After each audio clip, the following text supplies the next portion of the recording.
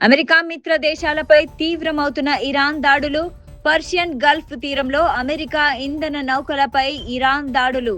తాజాగా ఇరాక్ ప్రాదేశిక జలాల్లో 2 ట్యాంకర్లపై సూసైడ్ బోట్తో దాడి. ఈ ఘటనలో ఓ భారతీయుడి మృతి. ధ్వంసమైన నౌకల్ని అమెరికా, గ్రీస్కు చెందినవిగా గుర్తింపు.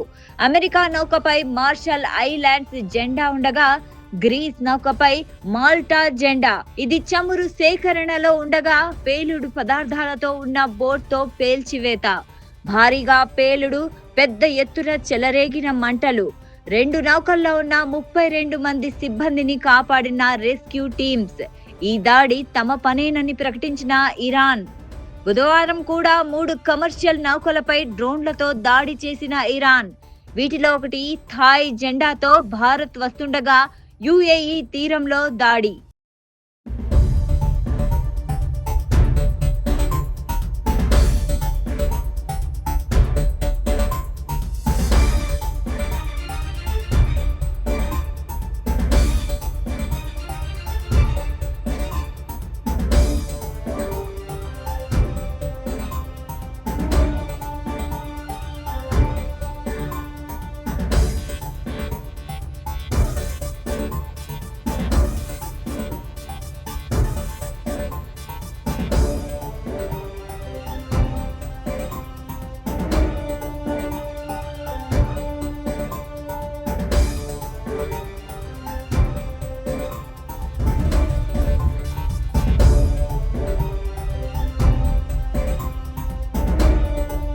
అమెరికా మిత్ర దేశాలపై తీవ్రమవుతున్న ఇరాన్ దాడులు, పర్షియన్ గల్ఫ్ తీరంలో అమెరికా ఇంధన నౌకలపై ఇరాన్ దాడులు.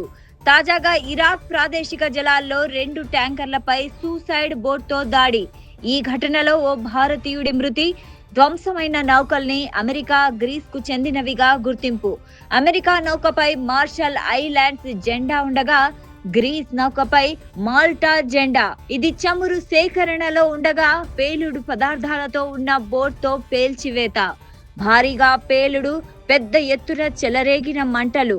2 నౌకల్లో ఉన్న 32 మంది సిబ్బందిని కాపాడిన రెస్క్యూ టీమ్స్.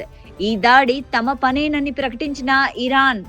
బుధవారం కూడా 3 కమర్షియల్ నౌకలపై డ్రోన్లతో దాడి చేసిన ఇరాన్. వీటిలో ఒకటి థాయ్ జెండాతో భారత్ వస్తుండగా యుఏఈ తీరంలో దాడి.